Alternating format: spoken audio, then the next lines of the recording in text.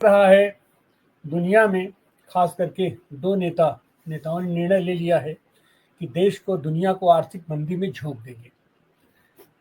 एक तो ट्रम्प साहब लगे हुए हैं, अमेरिका में रोज नए नए प्रयोग कर रहे हैं।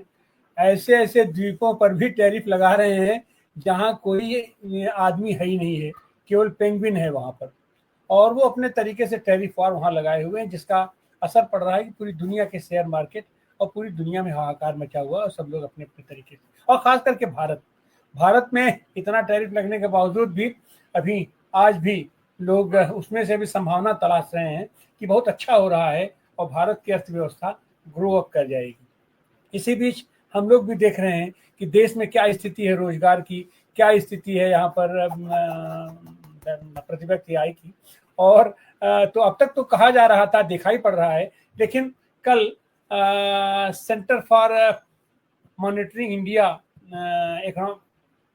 इकोनॉमी ने एक सर्वे रिपोर्ट प्रकाशित किया है, जिसमें उन्होंने सिलसिलेवार ये बताया है कि किस तरीके से रोजगार मांगने वालों की संख्या कम हो रही है। रोजगार मतलब हमारे यहाँ रोजगार ऑफिस बना हुआ है, उसमें लोग रजिस्ट्रेशन करते हैं, अपना करवाते हैं, उससे आकलन होता है कि हमारे यहाँ कितने लोग रोजगार चाहते हैं।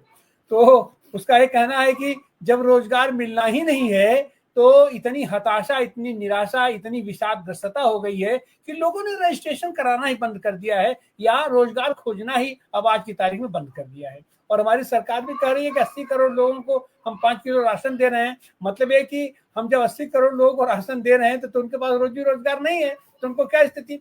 तो उसको बड़ा सिलसिलेवार CMI ने अपनी रिपोर्ट प्रस्तुत किया है, और उसमें उन्होंने बताया है कि किस तरीके से हमारे यहाँ श्रम बाजार हमारा सिकुड़ता जा रहा है, और इतना श्रम होने के बावजूद उसकी उपेक्षा हो रही है, उसका कोई उपयोग नहीं हो रहा है। फल यह है कि हमारी भी अर्थव्यवस्था मंदी के भयंकर चपेट में आ गई है, आने वाली है, आने वाले दिनों में और आएगी। आज हम इसी पर चर्चा करने के लिए आपके सामने उपस्थित हैं। आइए हम प्रबुद्ध पैनल से आपका परिचय कराएं। हमारे साथ हैं वैश्विक और आर्थिक मामलों के विशेषज्ञ प्रोफेसर शिवजी सरकार साहब। आपका स्वागत है सरकार साहब। हमारे साथ गुरु नानक देव विश्वविद्यालय से ये प्रोफेसर जगरूप सिंह सैखो साहब जुड़ गए हैं, आपका भी स्वागत है। और हमारे साथ साथी अभी जुड़े हैं, अपनी नेटवर्क की प्रॉब्लम भी चल रही है, हमारे साथ अरुण गोयल साहब जुड़े हैं जो बिजनेस न्यूज वीक चलाते हैं, आपका भी स्वागत है। और तो हम चलते हैं सीधे पहले प्रोफेसर शिवजी सरकार के पास, साहब के पास। सर, अब तो विधिवत ये बहुत ही सम्मानित संस्था है, और इसने जो आंकड़े दिए हैं वो अपने आप में बहुत ही हतोत्साहन वो पैदा करने वाले हैं, या यूं कहें कि जो चीज हम लोग प्रत्यक्ष रूप से देख रहे हैं उन सारी चीजों को डाटा के रूप में उन्होंने अपना प्रस्तुत करके दिया है। आपकी इस पर टिप्पणी। उन्होंने पहले भी डाटा दिया था, और आपको अगर याद हो, मई जून में उन्होंने डाटा दिया था कि भारत में बेरोजगारी 9%, और उस पर काफी विवाद हुआ कि CMI ऐसे कैसे कह सकती है। इस बार उन्होंने कहा कि रजिस्ट्रेशन कम हो गए हैं। रजिस्ट्रेशन हो ही कहा रहे हैं, मैं तो ये समझ रहा हूँ, क्योंकि एम्प्लॉयमेंट एक्सचेंज जिस उद्देश्य से बनाए गए थे 50 के दशक में, और बड़े अच्छे उद्देश्य से बनाए गए थे कि सब लोग यहाँ पर आके अपना रजिस्ट्रेशन कराएंगे और एम्प्लॉयमेंट एक्सचेंज के जरिए ही सबको जो है नौकरियां मिलेंगी। कुछ दिनों तक कुछ चला, पूरा तो कभी भी सफल नहीं हुआ, पर धीरे धीरे जो है एम्प्लॉयमेंट एक्सचेंज जो है एक जस्ट संस्था बन के रह गई, और नौकरी दिलाने में वो कभी इस तरह से कामयाब नहीं हो पाई। ये एक बहुत बड़ी जो एक समस्या रही है, और सरकार के जो उपयोग करने के लिए ये जो एक संस्थान बना था वो कभी उस तरह से सफल हो नहीं पाई। तो ये एक अपना एक अलग पहलू है। तो दूसरी चीज है कि हमारे देश में रोजगार कम क्यों हो रहे हैं, बेरोजगारी तो बढ़ी रही है, तो रोजगार कम क्यों हो रहे हैं, इसके कई कारण हैं।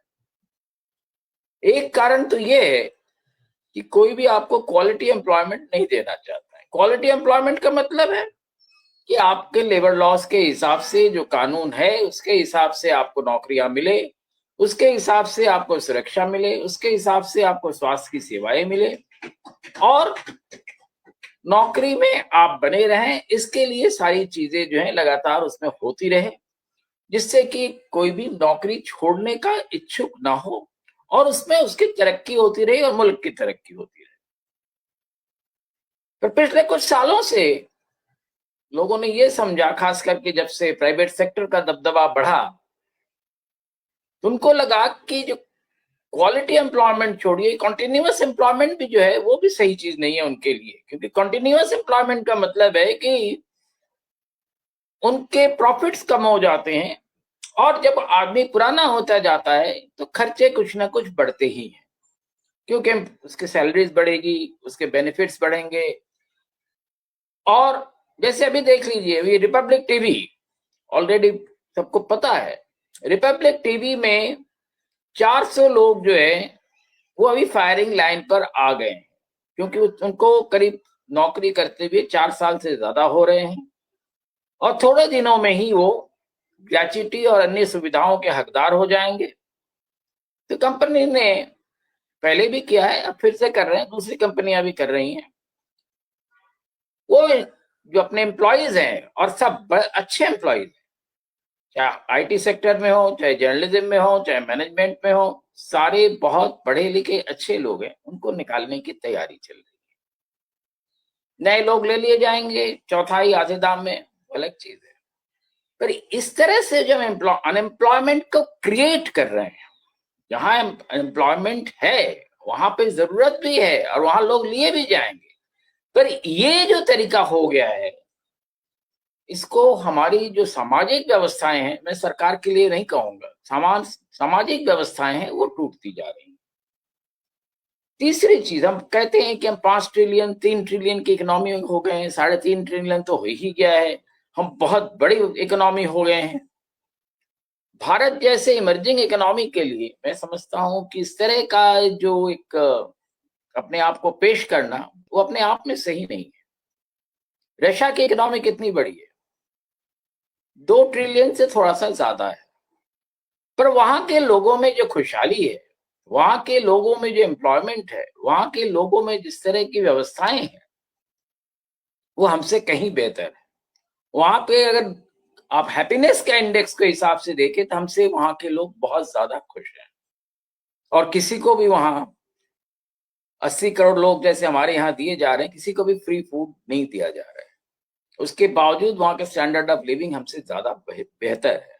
तो इसका मतलब ये हुआ कि 2 ट्रिलियन 3 ट्रिलियन 4 ट्रिलियन है, जितनी भी 5 ट्रिलियन भी कर लीजिए आप, 5 लाख करोड़ रुपए का मतलब, या 5 लाख करोड़ डॉलर का, जैसा भी आप समझ लें उसको, उससे वस्तुतः जो है समाज पर कोई खास असर नहीं पड़ता है। समाज पर असर पड़ता है कि आप समाज व्यवस्था को किस तरह से चला रहे हैं, वो नियम के हिसाब से चल रहे हैं या नहीं चल रहे हैं, लोगों के अंदर जो है इक्विटी है या नहीं।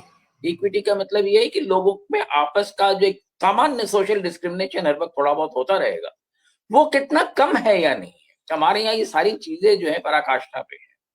हमारे यहाँ करेक्शंस की कोई कोशिश नहीं है। हमारे यहाँ कुछ बड़े घराने जो हैं वो सारी चीजों को कंट्रोल करने लगे और उनकी कोशिश यही है कि नौकरियां ना बढ़े। तो ऐसे हालात में आप अगर उम्मीद कर रहे हैं कि नौकरियां बढ़ेगी, इन्फ्लेशन घटेगा, मुद्रास्फीति इस बार कहा जा रहा है कितना कम हो गया है कि अब आपके बैंक के जो इंटरेस्ट रेट है उसको और कम किया जाएगा, यानी फायदा किसको होगा? फिर से उन्हीं घरानों को होगा जिनके लिए आज सारा समाज काम कर रहा है। तो हमारे जो भी आमदनी है, जो भी सेविंग्स है, उसका लगातार क्षरण हो रहा है।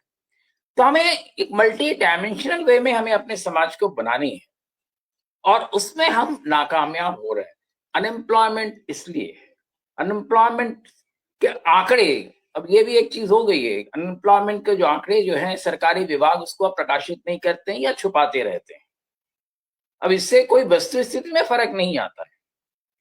अब अगर आप कई रिपोर्ट्स देखें, आप पाएंगे गांव की जो व्यवस्था जो थी पहले, उसके लिए परेशानियां कम मानी जाती थी, अब वहां भी परेशानियां बढ़ रही हैं। तो इन सारी चीजों को अगर आप देखें, तो सवाल है कि हम एम्प्लॉयमेंट के लिए क्या कर रहे हैं। और सबसे बड़ी चीज मैं समझता हूँ, जो इंफ्रास्ट्रक्चर में जो 11 लाख करोड़ सालाना जो इन्वेस्टमेंट किया जा रहा है, ये बहुत ही गलत है। इंफ्रास्ट्रक्चर से कुछ कॉन्ट्रैक्टर्स को फायदे होते हैं, कुछ और लोगों के इस तरह के जुड़े हुए लोगों को फायदे होते हैं, क्योंकि इंफ्रास्ट्रक्चर में जो कट या कमीशन है वो 1/3 है। यानी कि अगर 100 रुपए का कहीं खर्च है तो 300 रुपए का एस्टिमेट बनाया जाता है, 100 रुपए खर्च किए जाते हैं, यानी कि 200 रुपए जो है हमारे जो लोगों के हैं वो सारा किसी के जेब में जाते हैं। तो इंफ्रास्ट्रक्चर से कभी भी कोई देश सुधरा नहीं है।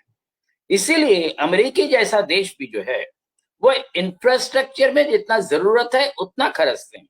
और ऐसा नहीं है कि एक दिन में उन्होंने अपना इंफ्रास्ट्रक्चर बना लिया, सालों से उन्होंने बनाया, कई 100 साल हो गए जिसको धीरे धीरे वो बनाते रहे।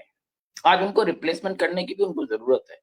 तो ये सारी चीजें जो है, मुश्किल ये हो गया, हमारे यहाँ जब प्लानिंग कमीशन होती थी एक होलिस्टिक तरीके से सारी चीजों पे चर्चा होती थी, उसको देखा जाता था, उस पर रिसर्च होता था। आज नीति आयोग में क्या होता है हमें नहीं मालूम। तो हमें अगर पूरे देश को आगे बढ़ाना है, इन सारी व्यवस्थाओं को इंटीग्रेटेड तरीके से सोचना है और ये देखना है कि सारे लोगों को लाभ मिले। इंटरेस्ट रेट घटाने से अगर बड़ी कंपनियों को लाभ मिल रहा है तो लाखों करोड़ों लोग जो इंटरेस्ट पे ही जिंदा हैं, चाहे पेंशनर हो या जिन्होंने कुछ सेविंग्स कर लिए, वो उनको बहुत नुकसान हो रहा है।